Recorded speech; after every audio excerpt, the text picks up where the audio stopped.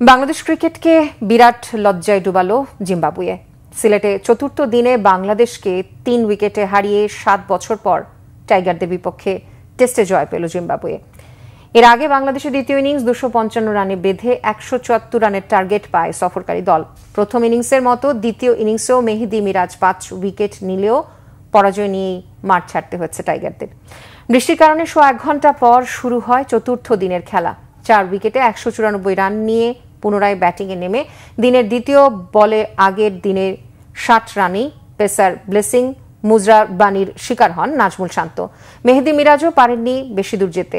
১১ run করে মুজরাবানির পঞ্চম শিকার হন মিরাজ। ২১০ রানে ষষ্ঠ উইকেট হারায় টাইগাররা।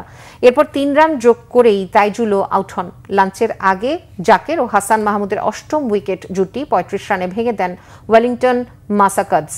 ৫৮ রান করা জাকের আলীকে আউট করে মুজরাবানি ২৫৫-তে শেষ করে দেন বাংলাদেশের দ্বিতীয় ইনিংস। ৭২ রানের ৬ উইকেটে সব মিলিয়ে ২ ইনিংসে ৯ উইকেট নিলেন মুজরাবানি। ১৭৪ রানের টার্গেটে ওপেনিং জুটিতে ৭৫ রান তুলে জয়ের লক্ষ্য সহজ করে দেন ব্রায়ান বেনেট এবং বেন কারেন।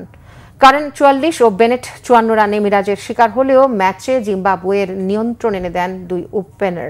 এরপর জিম্বাবুয়েকে চেপে ধরে ৬৬ রানে আরও ৫ উইকেট তুলে নিলেও টেস্ট পরাজয়ের লজ্জা এড়াতে পারেনি বাংলাদেশ। মিরাজ ৫০ রানে ৫ উইকেট সহ টেস্টে তৃতীয়বার নিলেন ১০ উইকেট।